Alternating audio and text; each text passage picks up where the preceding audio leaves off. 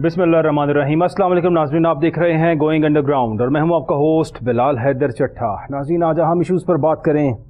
Start करूं यहाँ से। तो पीटीआई ने परवेज़ खटक साहब जो कि साबिक वज़ीर आला हैं और सूबाई सदर थे पाकिस्तान तहरीक इंसाफ के, पार्टी से निकाल दिया गया है। उनकी बुनियादी रुकनीत ख़त्म कर दी गई है, पार्टी से फारिग कर दिया गया है परवेज़ खटक साहब को। और सेक्रेटरी जनरल उमर अयूब साहब ने परवेज़ खटक की बुनियादी रुकनीत ख़त्म करने का नोटिफिकेशन जारी कर दिया है और नोटिफिकेशन में कहा है कि 21 जून को शो कॉज नोटिस दिया गया था। आपने मुकर्ररा मुद्दत के दौरान इत्मीनान बख्श जवाब नहीं दिया।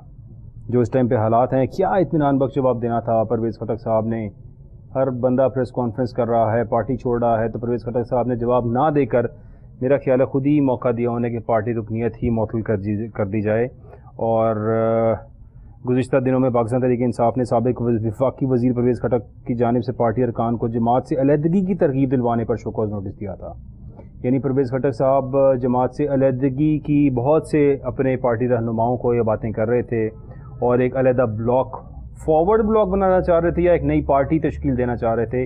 ये तो परवेज़ खटक साहब भी बेहतर जानते हैं, लेकिन हालात कुछ ऐसे ही थे कि परवेज़ खटक साहब चाह रहे थे कि बहुत से लोगों को, बहुत से रहनुमाओं को उन्होंने तरगीब की कि आप पाकिस्तान तहरीक इंसाफ छोड़ दें।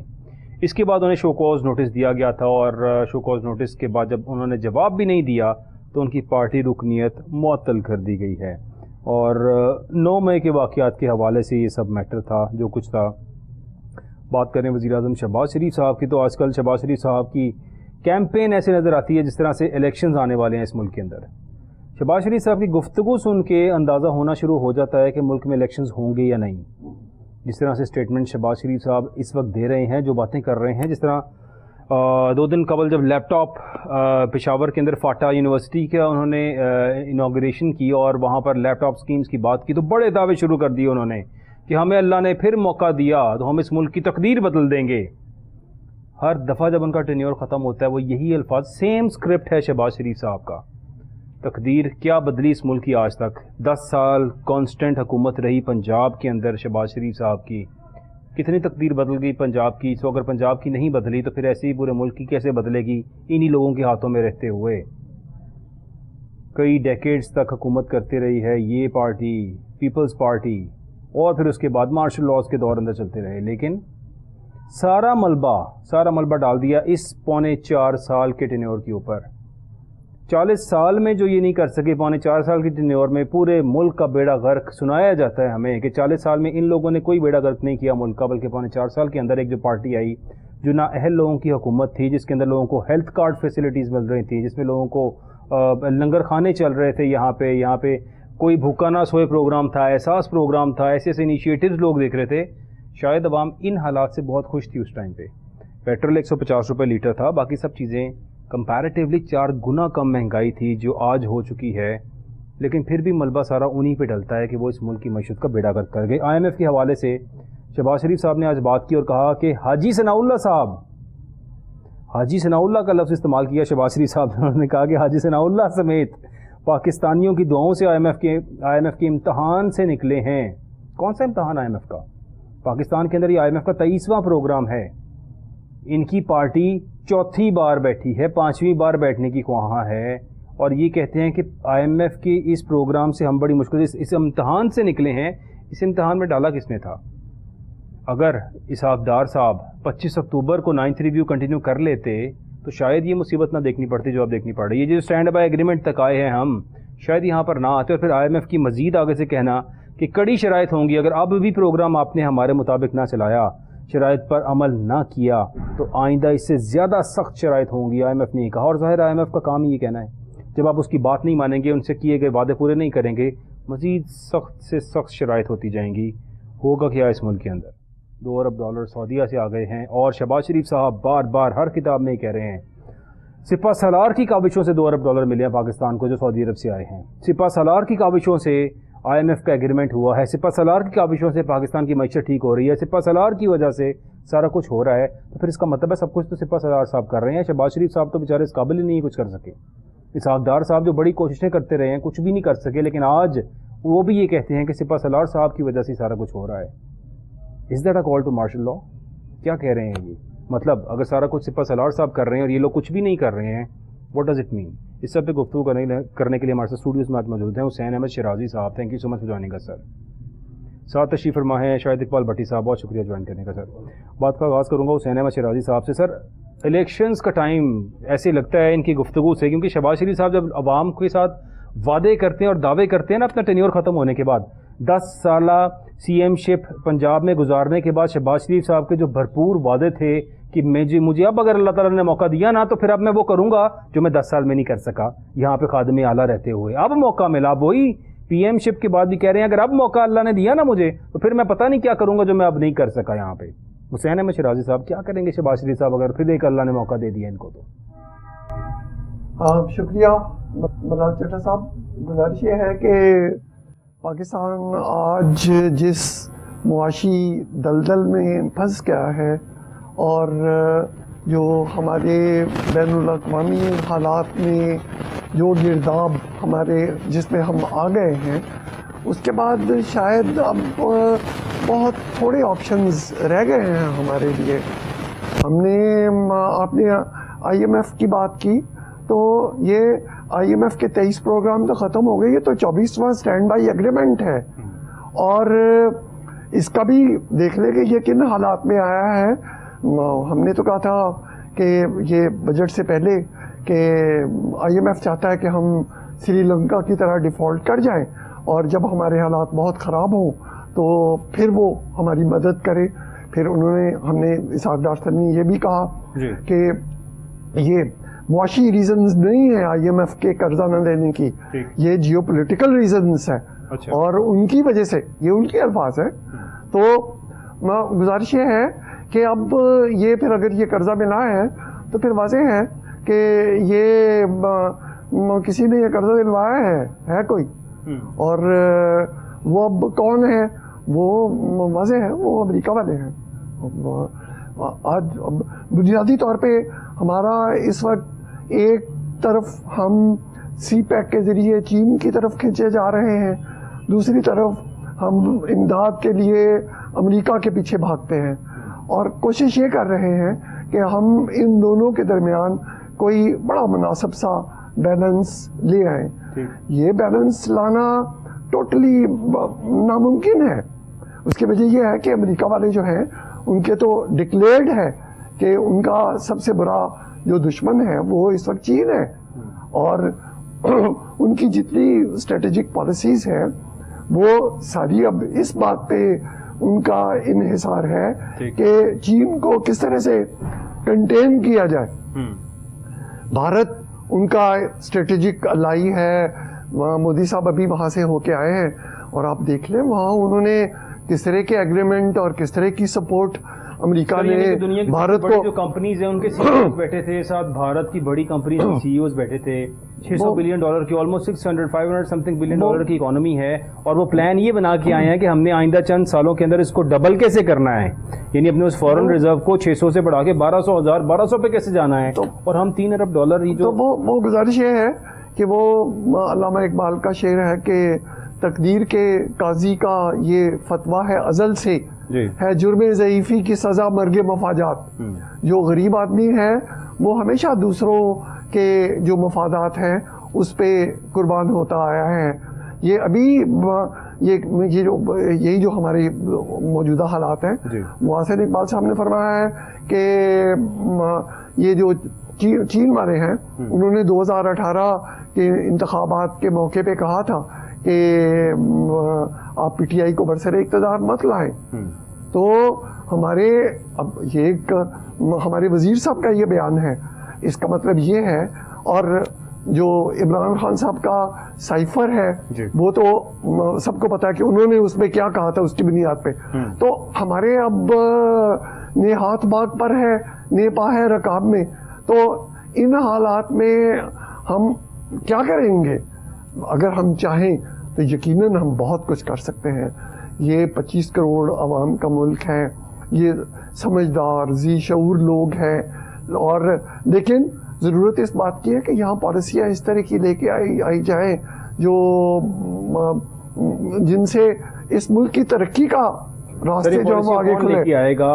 اتنی پارٹیاں بدل چکی ہیں یہاں پہ, مارشل لاز ہو چکے ہیں یہاں پہ, ہر دفعہ کوئی نہ کوئی نئی شکل دیکھنے میں نظر آئی ہے. گزشتہ 40 سالوں میں تو چلیں کچھ چہرے ریپیٹ ہوتے رہے ہیں, اب اس بار ایک نئی پارٹی کو بھی موقع ملا اور ایسے لگتا تھا جیسے اس ملک کی تقدیر بدلے گی. کچھ اچھے کام بھی ہوئے ہوں گے ان کے دور کے اندر, لیکن جو ایکسپیکٹیشنز تھی ان سے اس پہ پورا نہیں اتر سکی وہ پارٹی, اور جو کچھ کہا کرتا تھا وہ لیڈر وہ نہیں کر سکا اس ملک کے اندر. اگر بات کریں گورنر ہاؤس کو ختم کرنے کی, پی ایم ہاؤس کو یونیورسٹی بنانے کی, اسکول بنانے کی, اور ان سب کو ختم کیا جائے گا, ان کو بیچا جائے گا اور اس سے یعنی ملک کے اندر ریونیو جنریٹ کیا جائے گا, اور بڑا ایزیلی اکوموڈیٹ کیا جا سکتا ہے گورنر ہاؤس کو. اگر آپ 4 کنال کی کسی بھی جگہ پہ جی او آر میں ان کو شفٹ کر دیں اور پورے عملے کو وہاں شفٹ کر دیں, کوئی اس میں آئے گا اس کے وہ جتنی بڑی پراپرٹیز ہیں مربوں کے حساب سے زمین گورنر ہاؤس کے پاس ہے اور بڑی پرائم لوکیشن کے اوپر ہے. Similarly the P M house and all other, یہ باتیں وہ تھے جو لوگوں کو اپیل کرتی تھی کہ شاید ایک ایسا شخص آئے گا. 4.25 سال کا موقع ملا لیکن وہ بھی یہ نہ کر سکا. شاید اقبال بھٹی صاحب سوال میرا آپ سے ہے سر, لیڈرز تو چینج ہوتے آ رہے ہیں یہاں پر اور ریپیٹ بھی ہوتے آ رہے ہیں. ریپیٹ ہونے والوں سے تو اب عوام جان چکی ہے کہ اب یہ دوبارہ بھی ریپیٹ ہو گئے تو کچھ نہ کر پائیں گے سوائے کرپشن کے. چونکہ شاید خاقان عباسی صاحب اپنے منہ سے being former prime minister in this country وہ اپنے منہ سے یہ بات کرتے ہیں کہ 25% کرپشن تو ہر پروجیکٹ کے اندر ہے. ریسنٹ پروجیکٹ جو تھا وہ مفت آٹا اسکیم کا بڑا پروپیگنڈا کیا گیا. انہوں نے کہا اسٹریٹ 22 ارب روپیہ تو کھایا گیا ہے, اس سے اوپر پتہ نہیں کتنے کھائے گئے ہوں گے, کتنی بوریاں چوری کی گئی ہوں گی, کیا کچھ ہوا ہوگا, لیکن 25% street corruption in every programme. یہ انہوں نے بتا دیا کہ جو کوئی بھی پروجیکٹ کیا جاتا ہے یہاں پہ اس میں 25% کی اسٹریٹ کرپشن ہوتی ہے. اس کے بعد کیا کیا جائے گا شاید اقبال بھٹی صاحب؟ فی الحال بہت شکریہ شہراز صاحب نے بڑا زبردست اپنے پوائنٹ آف ویو کو ہائی لائٹ تو کر دیا. معذرت کے ساتھ سینئر ہیں میرے اور مینٹور بھی ہیں, میں یہ سمجھوں گا کہ ان کی باتیں اپنی جگہ پہ بھی جاؤں گی, لیکن حقیقت ایسی نہیں ہے. دیکھیں جہاں پہ اختلافات ڈفرینسز آف اوپینین ہم جتنی مرضی رکھ لیں, لیکن ہمارا ملک ہے. اگر آپ یا میں اس ملک میں غیر قانونی کام کو, رشوت ستانی کو, کرپشن کو, اس کو ہم ہائی لائٹ نہیں کریں گے تو پاکستان ریکٹیفائی کیسے ہوگا.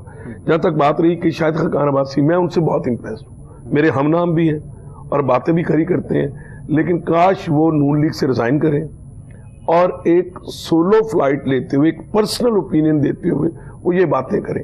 وہ نون لیگ کے نمائندے ہو کے, نون لیگ کے ایم این اے ہو کے اور نون لیگ کی پارٹی کو, یعنی نواز شریف سر وہ ہارے ہوئے اپنی سیٹ پہ, نہیں ہارے تو ہوئے, لیکن اس وقت آج کی ڈیٹ میں وہ ایم این اے ہیں حمزہ کی سیٹ پہ, وہ جیتے ہوئے ہیں. لیکن ان کو یہ باتیں ان کی ٹھیک ہیں, رسوائی کی ضرور ہے, لیکن وہ ان کو جچتی نہیں ہے جب تک وہ نون لیگ کے ساتھ انٹیکٹ ہے. وہ پارٹی کو چھوڑے اور اس کے بعد سولو فلائٹ لیں اور ایک ٹیکنوکریٹ کے طور پہ اور ایک بیوروکریٹ کے طور پہ یا وہ جو بھی ایک پروفیشنلزم کے طور پہ وہ اور مفتاح اسماعیل آگے آ جائیں. باتیں ان کی ٹھیک ہے, لیکن ان کو زیب نہیں دیتا کہ وہ پارٹیوں میں رہ کے, یہ کسی بھی پارٹی میں ہوں گے, اگر وہ پی ٹی آئی کے لوگ بھی یہ باتیں کریں گے تو میں یہی اوپینین رکھوں گا.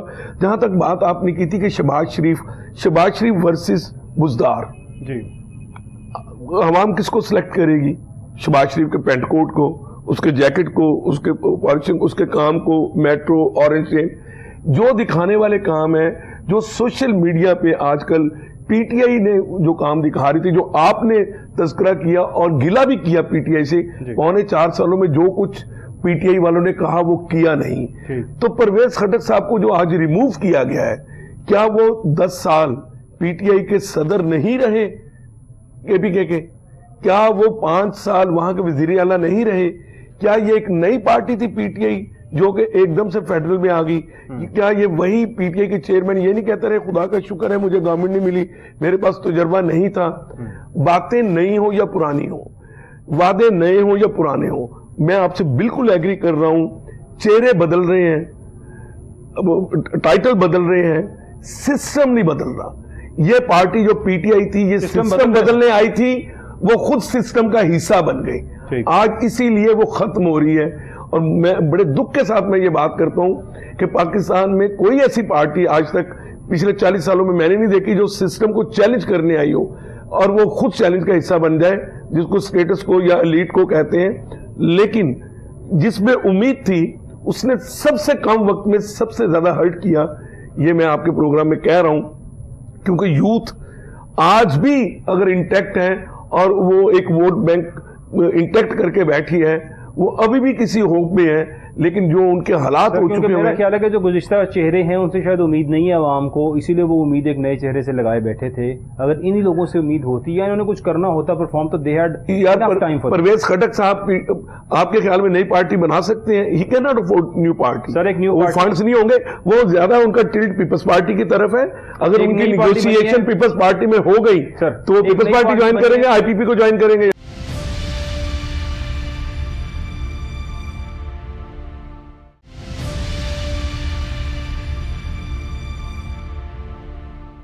اس آئی پی پی کو رن کرنے کے لیے اس پارٹی کو بنانے والے 3 لوگ ہیں. نمبر 1 جہانگیر ترین صاحب, the so called A T M of Pakistan Tehreek Insaf. ان کو اے ٹی ایم اس لیے کہا جاتا تھا, نون لیگ کہتی تھی, پی ڈی ایم کی تمام جماعتیں کہتی تھی, میں نہیں کہہ رہا, یہ لوگ کہتے تھے کہ یہ جہانگیر ترین صاحب اے ٹی ایم ہیں کیونکہ شاید یہ پیسہ لگاتے تھے, یہ لوگوں کو خریدتے تھے اور یہ فائنینسنگ کرتے تھے, اس لیے ان کو اے ٹی ایم کا لقب دیا گیا. دوسرے اون چودھری صاحب, ڈرگ ڈیلر کا نام دیا کس نے؟ نون لیگ کے. ٹرک ڈیلر یا ڈرگ ڈیلر؟ ڈرگ ڈیلر سر. اچھا ڈرگ ڈیلر. یہ ڈرگ ڈیلر کا نام دیا تھا اور یہ کہا عطا اللہ تارڑ صاحب نے کہ یہ شخص ڈرگ ڈیلر ہے. لیکن آج عطا اللہ تارڑ صاحب بھی اسپیشل ایڈوائزر ٹو پی ایم ہے اور وہ بھی اسپیشل ایڈوائزر ٹو پی ایم ہے. ڈرگ ڈیلر جن کو کہتے تھے آج انہوں نے ریزائن کر دیا, انہیں کی سیٹ پہ بیٹھے. چودھری نے ریزائن سر نہیں کیا ابھی تک ریزائن نہیں کیا. اسپیشل ایڈوائزر ہیں وزیر اعظم صاحب کے, اور ریزائن کر بھی دے تو ایڈوائزر تو گزشتہ 1 سال سے ہیں, ٹھیک, ابھی تک ریزائن ویسے بہرحال انہوں نے نہیں کیا. تیسرے عبدالعلیم خان صاحب, دا لینڈ گریبر, قبضہ مافیا اور کیا کیا کچھ نہیں القاب دیے گئے. ان تینوں نے مل کے استحکام پاکستان پارٹی بنا لی ہے. حسین احمد شیرازی صاحب اس ملک کے اندر استحکام لے کر آئیں گے, اس ملک کو دبام بخشیں گے استحکام پاکستان پارٹی والے یہ 3 لوگ, کیا ایسا ہوگا؟ گزارش یہ ہے جی کہ استحکام پاکستان پارٹی جو ہے یہ اگر میں تو حیران ہوں اس بات پہ کہ اس پارٹی کا ابھی تک منشور کوئی نہیں ہے.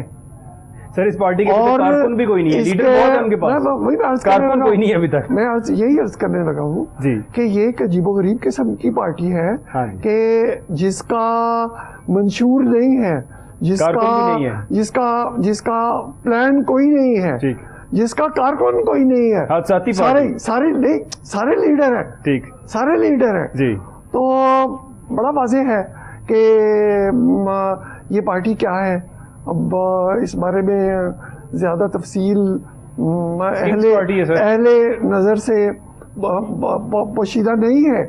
تو بقیہ آپ نے یہ لوگ کیا کریں گے, یہ آنے والی جو سیاست ہے اس میں اگر ان کو کچھ وہ سیٹیں مل جائیں گی تو یہ ایم کیو ایم کی طرح یا کسی اور باپ پارٹی کی طرح یہ کوئی بیلنسنگ فیکٹر کے طور پہ آگے آ جائیں گے. اللہ خیر اللہ.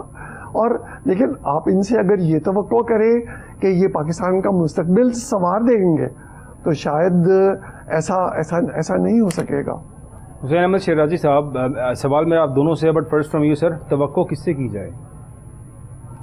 توقع کس سے کی جائے؟ توقع اللہ سے کی جائے جی. وہ تو اگر آپ کو ڈار صاحب اسٹیٹمنٹ ہے کہ اللہ اس ملک کو بچا لے گا, ہم کرپشن کیے جائیں, ہم پیسہ کھائی جائیں, ہم اس ملک میں تباہی لگائی جائیں, اللہ بچا لے گا اس ملک کو. وہ گزارش یہ ہے کہ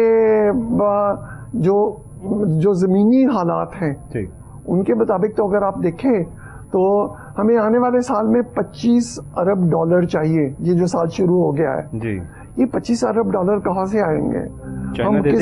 ہم کس سے مانگتے پھریں گے؟ اور یہ ایک چھوٹا سا واقعہ کہ یہ جو ہم قرض لیتے جا رہے ہیں, کل پنڈی میں ایک محمد مسعود صاحب تھے, انہوں نے خودکشی کی ہے. انہوں نے پہلے ایک منی لینڈر سے 12,000 لیا تھا, پھر کسی سے 24,000 لیا, پھر وہ پیسے بڑھتے گئے, پھر وہ قرضہ واپس نہ کر سکے, اور بالآخر قرض خواہوں نے انہیں اتنا تنگ کیا کہ انہوں نے خودکشی کر لی.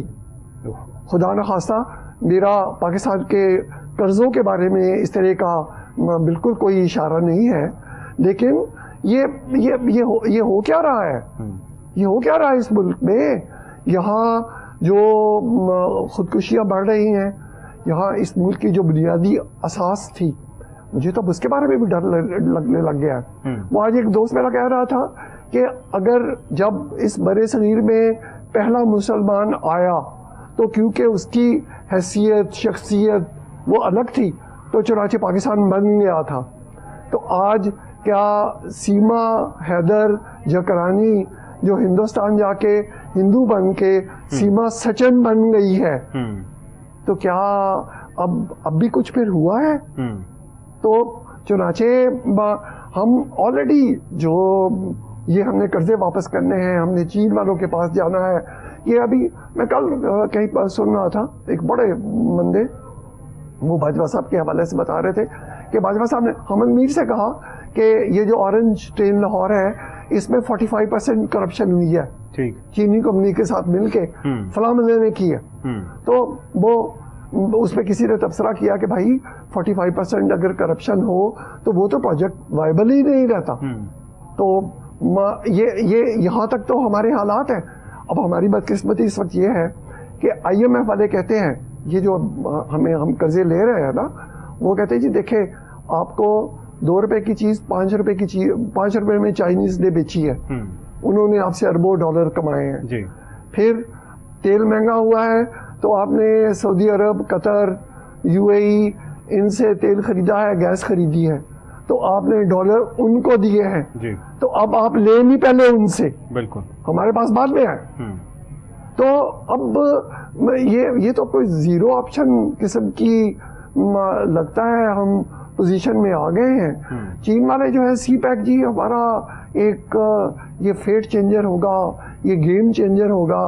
ارے اللہ کے بندو, یہ جو سی پیک ہے بنیادی طور پر یہ چین والوں کا اپنا جو 1 بیلٹ 1 روڈ جو اس طرح کا ایک بڑا پروجیکٹ ہے 600-700 بلین کا, یہ تو اس میں انہوں نے ہمیں فٹ کیا ہوا ہے. یہ ان کے فائدے کی چیز ہے. یہ جو اگر وہ کہتے ہیں جی کاشگڑھ سے گوادر تک آپ ایک سڑک بنائیں اور اس پہ $58 بلین لگیں گے تو چین پاکستان کے لیے یہ کام کرنے کے لیے تیار ہے.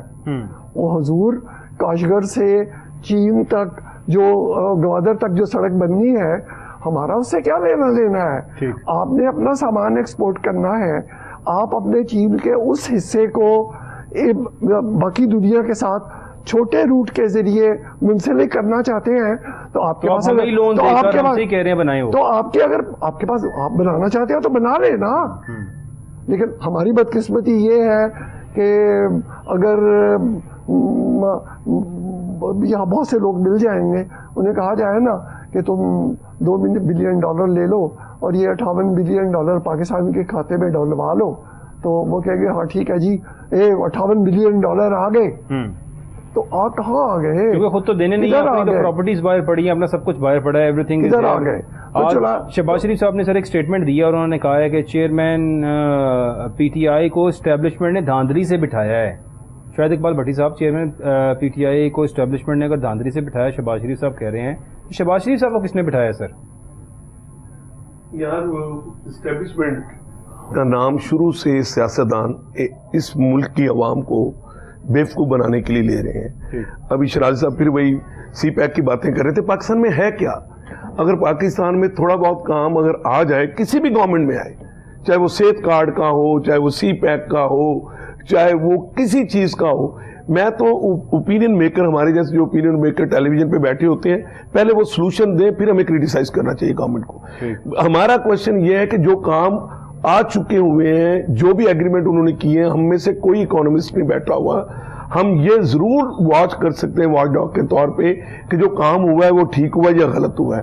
جہاں تک بات رہی شہباز شریف صاحب کی, تو شہباز شریف صاحب کو لانے والے اور ایک چیئر کو لانے والے, یہ وہی باتیں چل رہی ہوتی ہیں.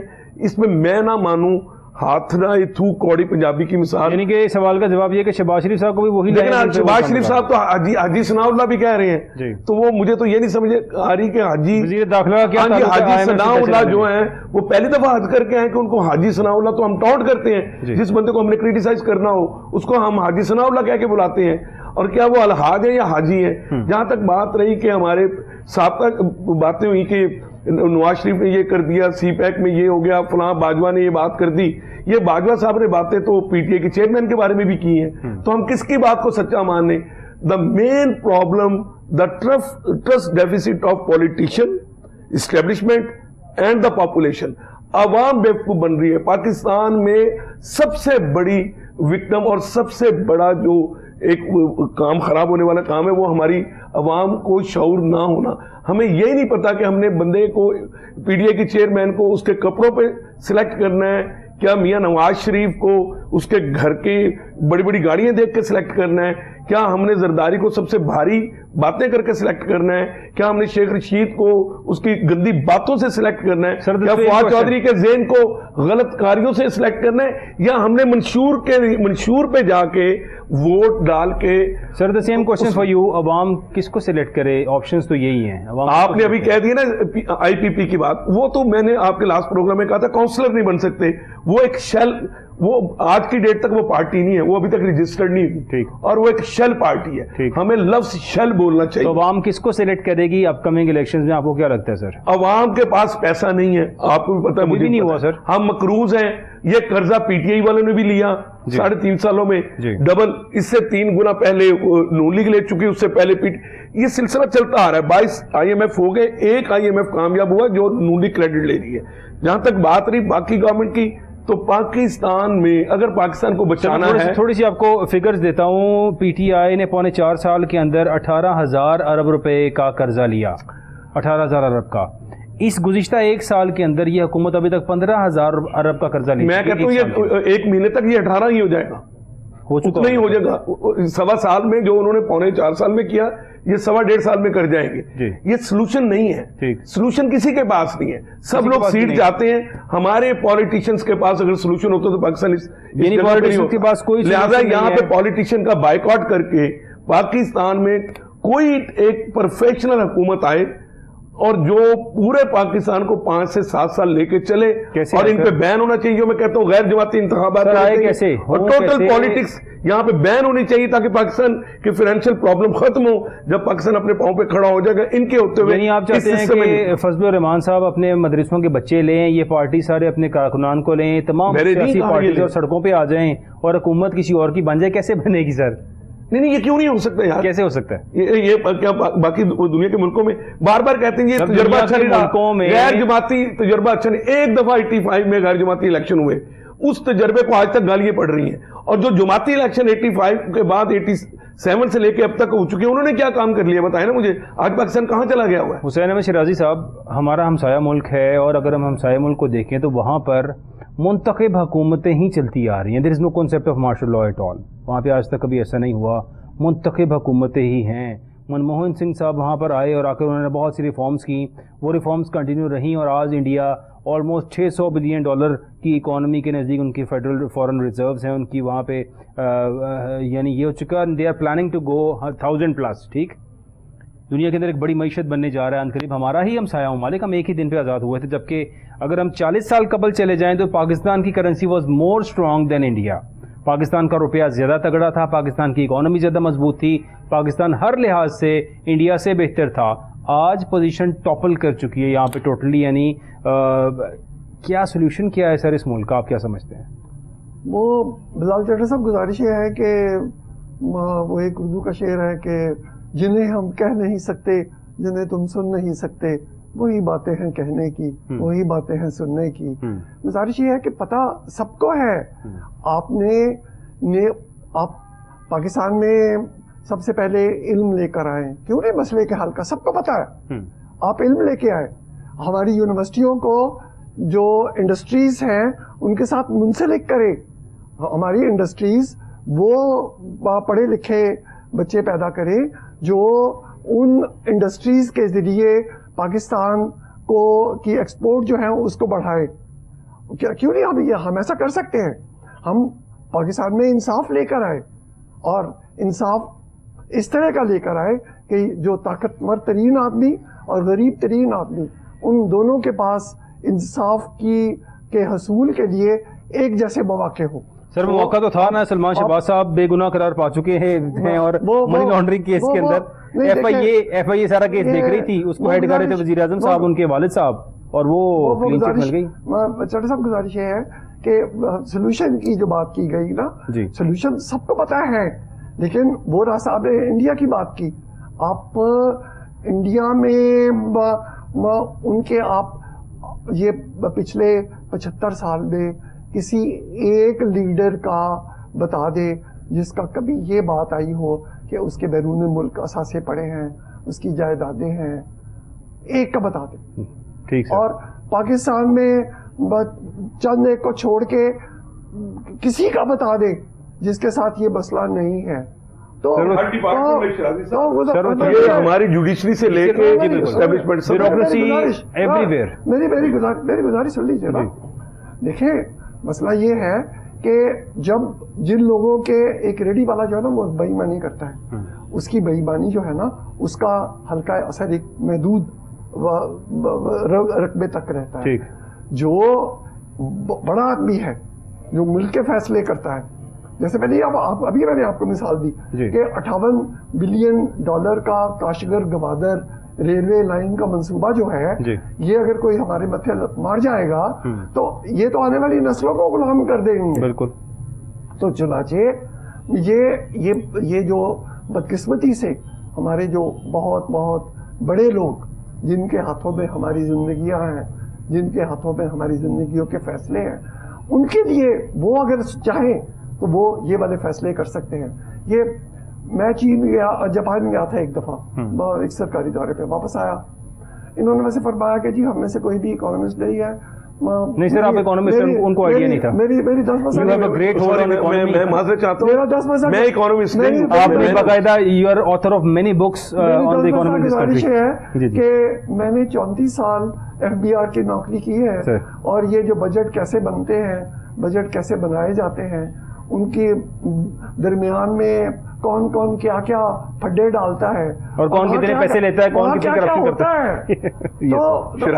میں معذرت کے ساتھ میں نے آپ کو استاد بھی کہا, دیکھیں اکانومسٹ اور فائنینشیل ایکسپرٹ میں بڑا فرق ہے, گزارش یہ ہے, زمین آسمان کا فرق. گزارش یہ ہے, اور اب میں پچھلے 17 سال سے یہ ٹیکس کی وکالت کر رہا ہوں. تو چنانچہ چلو اس میری گزارش یہ ہے, میری ٹیکس کے بارے میں 7 کتابیں حکومت پاکستان نے چھاپی, ان پہ مجھے 7 سال کی تنخواہ انعام میں ملی ہوئی ہے. ٹھیک ہے. میری 3 ادب کی کتابیں چھپ گئی ہیں. ایسا نہیں آپ سارے نالائق لوگ نہیں ہیں, تھوڑا بہت ہمیں پتا ہے.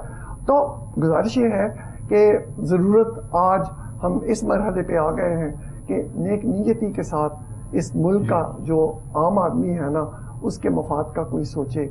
یہ ریاست جو ہے نا اس کا منصب ماں کی طرح ہوتا ہے.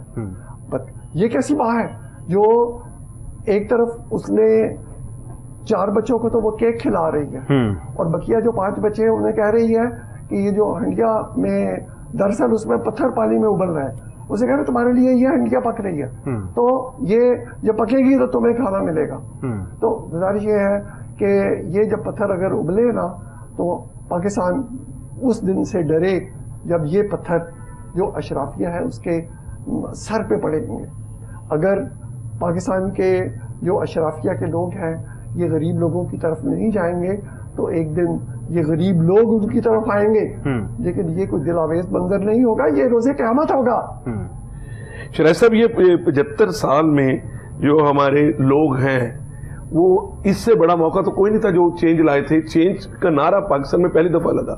بھٹو دور سے لگتا آ رہا ہے, دیکھیں ہر آنے والی پارٹی چینج کا نعرہ دیتی ہے. ہم نے دوسرے زرداری صاحب آئے چینج کا نعرہ لے کے آئے, نون لیگ آئی چینج کا نعرہ لے کے آئی. کوئی خوشحالی کا اصل میں چینج کا نعرہ کہ یوتھ کی پاپولیرٹی اس سے زیادہ بیڈ لک نہیں ہو سکتی کہ جو میرا تجزیہ ہے, بینگ اے فائنینشیل ایکسپرٹ ہو یا بینگ اے اینالسٹ ہو, کہ جو پارٹی پاکستان میں تبدیلی لانا چاہ رہی تھی, وہ اس سسٹم کو ختم کرنا چاہ رہی تھی, وہ خود اس کا حصہ بن گئی. اس سے بڑی بیڈ لک نہیں ہو سکتی. سر یو میں call it a bad luck اور وٹ ایور یو وانٹ, لیکن وہ پارٹی جس نے اس ملک میں کرپشن ختم کرنے کی بات کی وہ ہر سیاسی جماعت تھی. جس پارٹی نے اس ملک میں چینج لانے کی بات کی وہ ہر سیاسی جماعت تھی. آج شہباز شریف صاحب being a prime minister in this country کہہ رہے ہیں اگر مجھے دوبارہ موقع ملا نا تو میں چینج لے کے آؤں گا اس ملک کے اندر. یہ تمام سیاسی لوگ تو میں نے کہا ہماری عوام اپنے مفادات کے لیے اسی طرح جھوٹے دعوے جھوٹے وعدے کرتے آ رہے ہیں. پروگرام کا وقت ختم ہو گیا ہے. بہت شکریہ حسین احمد شرائع صاحب آپ کا, تھینک یو سو مچ. شاہد اقبال بھٹی صاحب آپ کا. ناظرین آپ سب کا دیکھنے کا بہت شکریہ. اللہ سے دعا کریں अल्लाह में नेक नियत लीडर हुक्मरान देते हैं इस मुल्क के अंदर, तो इस मुल्क में कोई बेहतरी आ सकती है। Thank you so much for watching. अपना ख्याल रखिएगा। अल्लाह हाफ़िज़।